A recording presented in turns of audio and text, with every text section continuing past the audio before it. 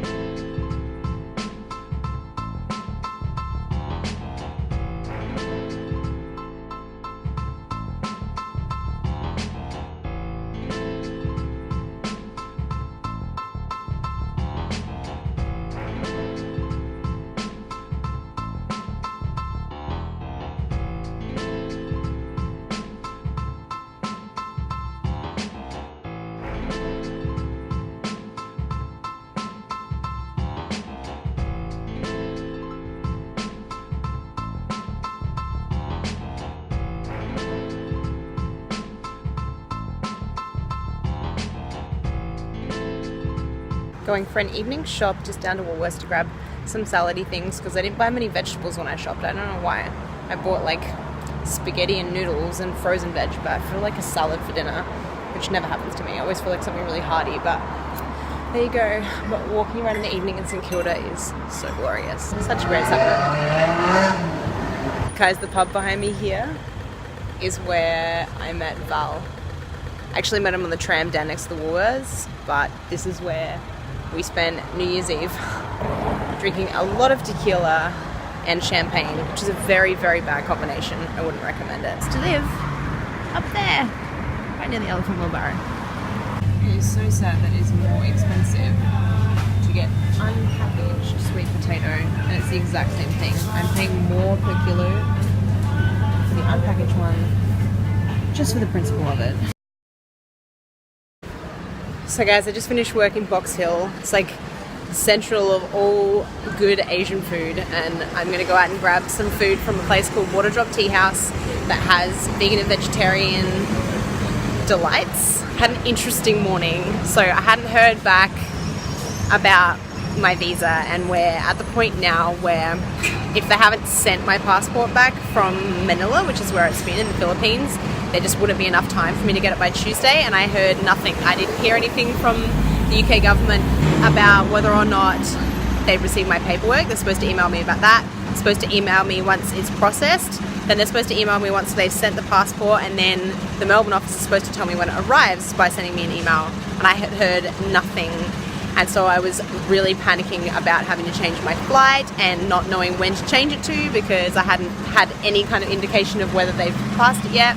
And a whole lot of articles came out in the news recently about Australians and New Zealanders having to wait like 6 to 8 weeks for their visas, and obviously like that's weeks and weeks on top of what I've already waited. So I didn't want to be stuck here for like another month and a half when I was expecting to go home and see Val on Tuesday. So I was in a very, very bad mood this morning, and just sending Val like despondent messages about not knowing what to do, and just really feeling annoyed for the lack of communication, and just wanting to cry about the fact that I have no idea what's happening with my future. And then as I was walking into work, I got a phone call directly from the Melbourne office saying, we've had your passport for a while and you haven't come in to collect it yet. And I was like, well, no one communicated with me, and when I tried to find out what was going on, I got told I just had to wait.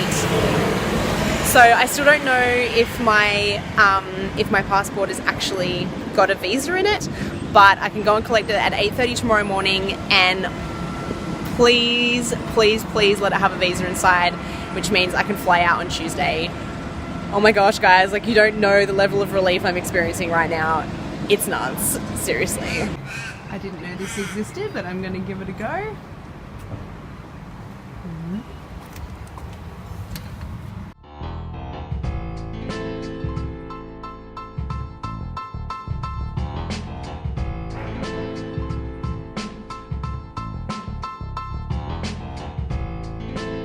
Ended up getting some vegan sade sticks and some stick things under there.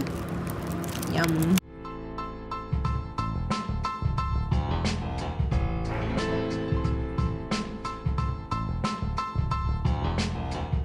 It's nice, it's very zen. It's actually a temple. I like coming to places like this because it's a very nice, calm dining experience.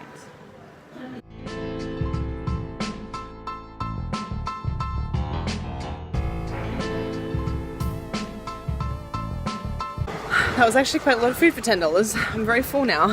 That's good. And I have some goodies in my bag to take home with me too, so I'm quite happy. It is these views that just make me fall in love with Melbourne over and over again. Look at it. Just stunning. Guys, I made a fatal error. So I thought I could head in and collect my passport at 8:30 today. So I got up really early to do that, and it turns out I can't collect it until 11. Oh, why do I do this to myself? Oh well. So now I'm going to go and get my international driving permit. I'm going to practice a bit of driving in France because they drive on the opposite side of the road than they do in Australia. And then in the UK they drive on the same side, so it's not too bad, but it'd be good for when we want to do road trips in Europe. You think by now that everyone would be used to people vlogging, but no, people think it's really strange when you talk to your phone.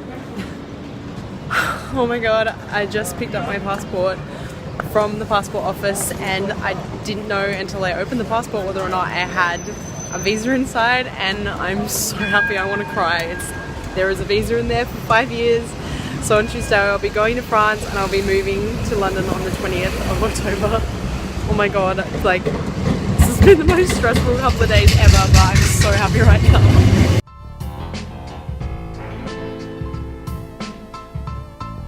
We're at it again, guys. I am here, about to indulge in this feast with Corinne. Hey. Every time we get together, we're eating. But you know, it's the good things in life, isn't it? Company, fine wine, antipasto platter. Blood orange fruit paste. I know, right? We were just talking about the fabulousness of blood orange. Health, guys. Health.